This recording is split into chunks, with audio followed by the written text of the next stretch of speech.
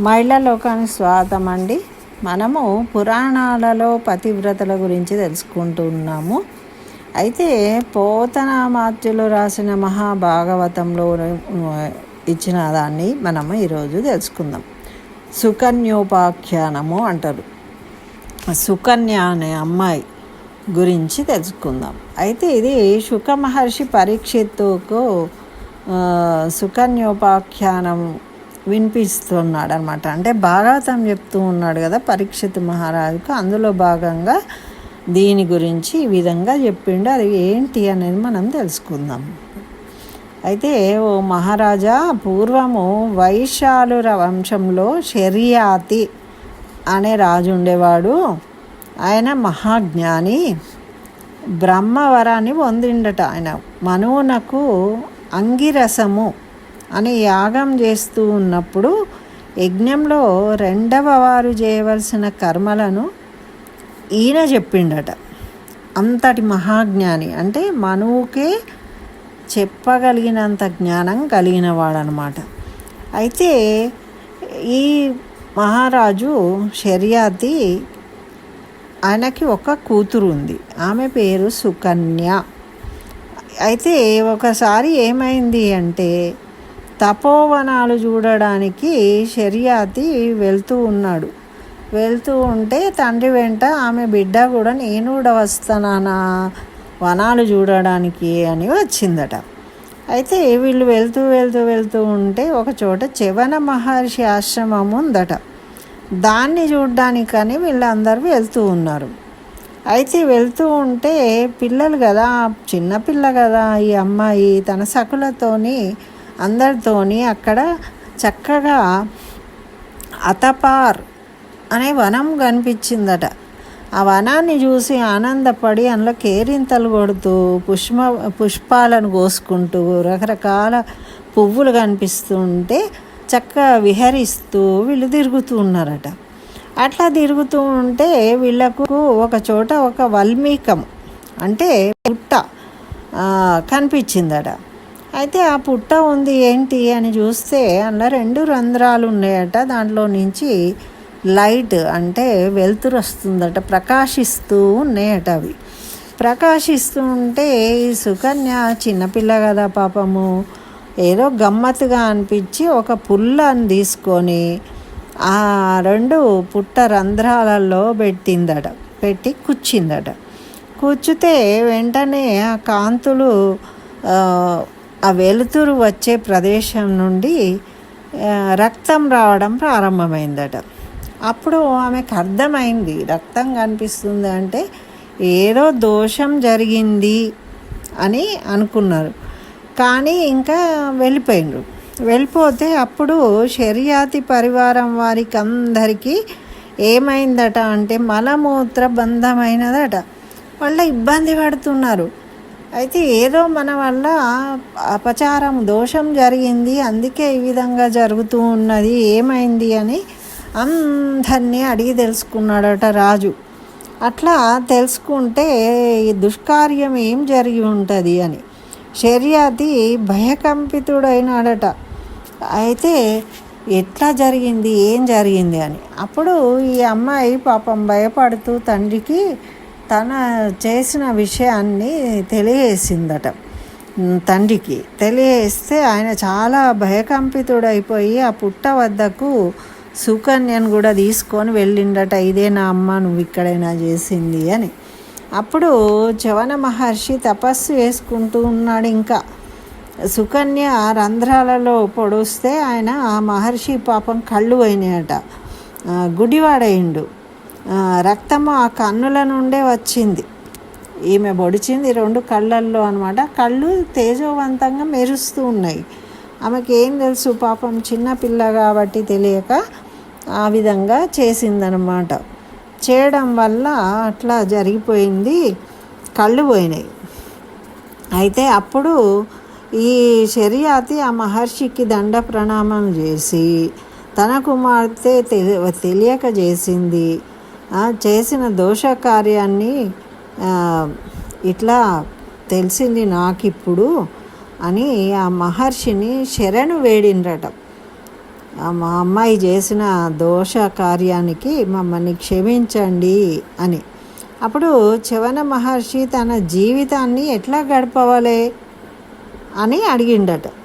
సరే, మీ అమ్మాయి తెలియక చేసింది, ఇప్పుడు నా జీవితాన్ని నేను ఏ విధంగా గడపాలి, అందుండైపోయినా అంటే అప్పుడు సుకన్యను ఆ వృద్ధుడైన చ్యవన మహర్షికి ఇచ్చి వివాహం చేసిండట శర్యాతి.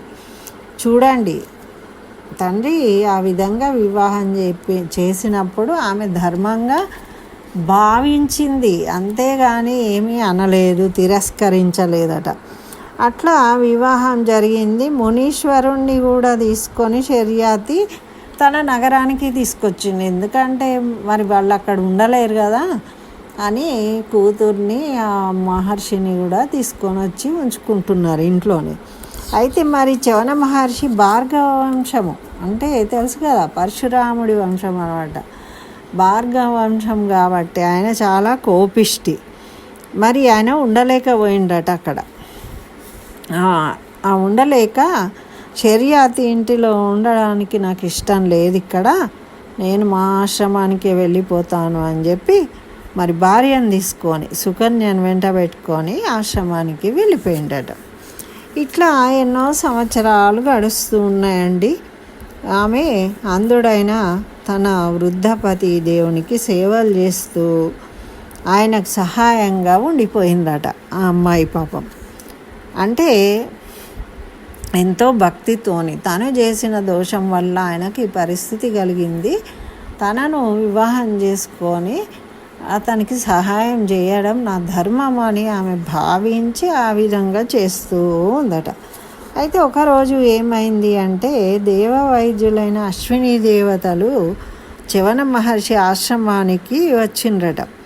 అది గమనించుకున్నాడు. ఈయన మహర్షి కదా, తపస్సు చేసిండు, ఆ జ్ఞానశక్తి ఉంటుంది కాబట్టి వీళ్ళు వచ్చారు అని తెలుసుకొని, ఓ అశ్విని దేవతలారా, నా అంధత్వాన్ని వార్ధక్యాన్ని పోవునట్లు చేయండి, మీకు యాగాలలో సోమయోగ్యతను కల్పిస్తాను.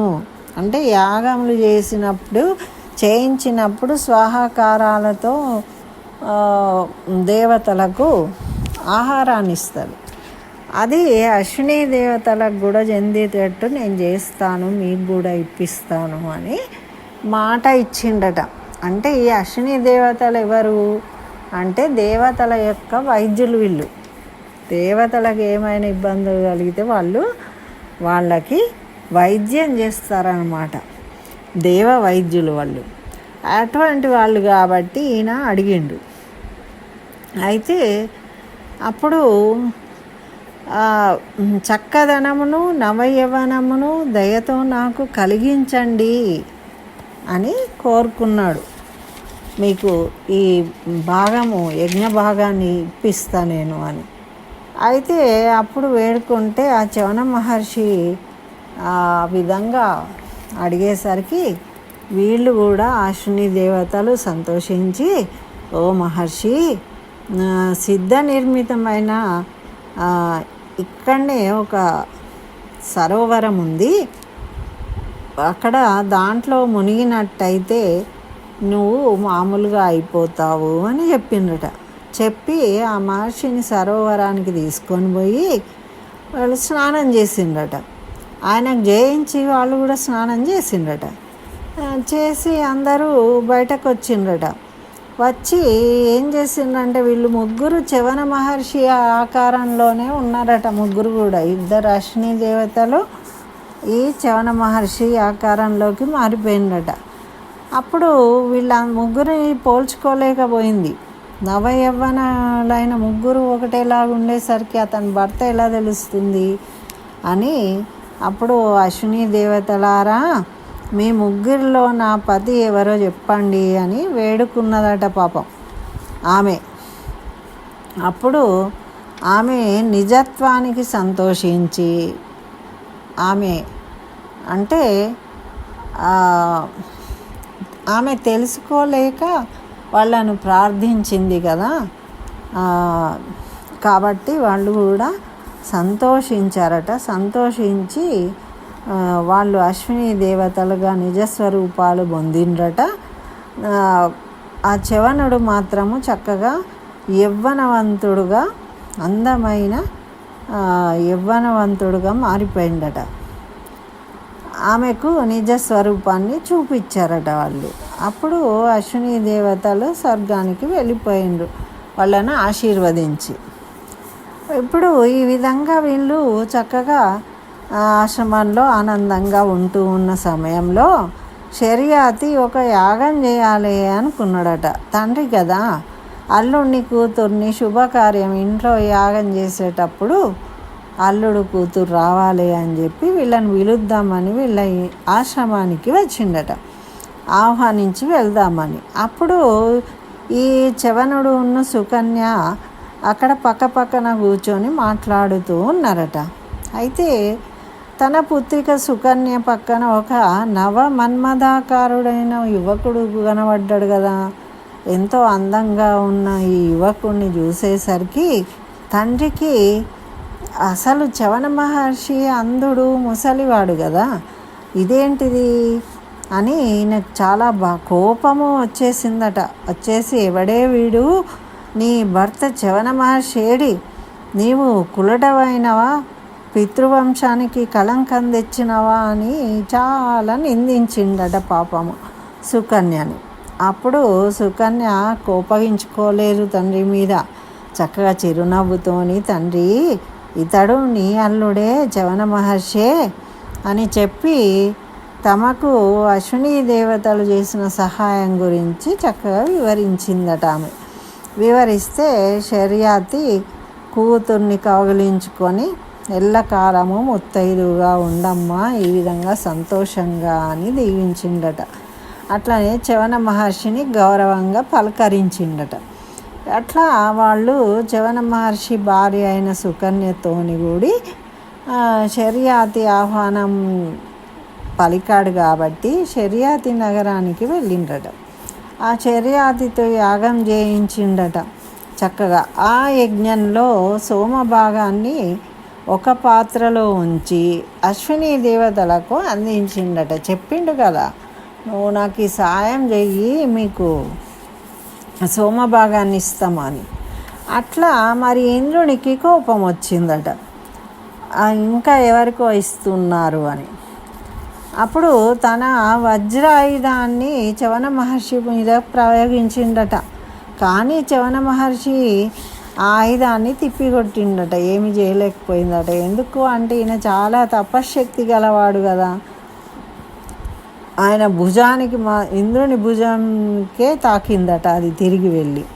అట్లా ఆ విధంగా మహర్షి గొప్పతనాన్ని అందరూ గుర్తించుకున్నారు. అప్పుడు చవన మహర్షికి ఇంకా చక్కగా అందరూ గుర్తించారట. అట్లా షర్యాతికి ఉత్తానబర్హి, అనవర్తుడు, భూరి శేణుడు అనే ముగ్గురు కుమారులు ఉండగలిగినరట. అంత అయిపోయిన తర్వాత అప్పుడు ఈ అనవర్తుడు అనే అతనికి రైవతుడు అనే అతను జన్మించిండట. మరి ఆ రైవతునికేమో రేవతి అనే ఒక కన్యకామణి జన్మించిందట. ఆమెనేమో మళ్ళీ బ్రహ్మదేవునితో విచారించి ఈ అమ్మాయికి తగిన వాళ్ళు ఎవరు అంటే బలరాముడు అని తెలియజేసిందట. అప్పుడు బలరామునికి రేవతీదేవినిచ్చి వివాహం చేసిందట ఆ రైవతుడు, ఆ బ్రహ్మ ఆజ్ఞను అనుసరించి. ఇట్లా ఈయననేమో చక్కగా తపస్సు చేసుకోవడానికి వెళ్ళిపోయిండట. అంటే సుకన్య తర్వాత వాళ్ళ వంశంలోనే ఈ రేవతి అంటే బలరాముడి యొక్క, అంటే కృష్ణుని అన్న కదా బలరాముడు, ఆ బలరాముడి భార్య ఎవరు అంటే వీళ్ళ వంశంలో ఈ షర్యాతి యొక్క మన్మరాలన్నమాట. ఆ విధంగా ఆమె వివాహం కూడా జరిగింది, ఆ వంశానికి సంబంధించిన అమ్మాయి అని. ఈ విధంగా పరీక్షిత్ మహారాజుకు శుక మహర్షి భాగవతాన్ని చెప్తూ ఈ సుకన్య గురించి తెలియజేస్తున్నా. అంటే అటువంటి గొప్ప పుణ్య స్త్రీలు ఎంతోమంది మన పురాణ గాథల్లో వింటూ ఉంటాము. వాళ్ళందరూ మనకు ఆదర్శనీయులు అన్నమాట. అందుకని వాళ్ళ కథలను మనం తెలుసుకుంటూ ఉండాలి.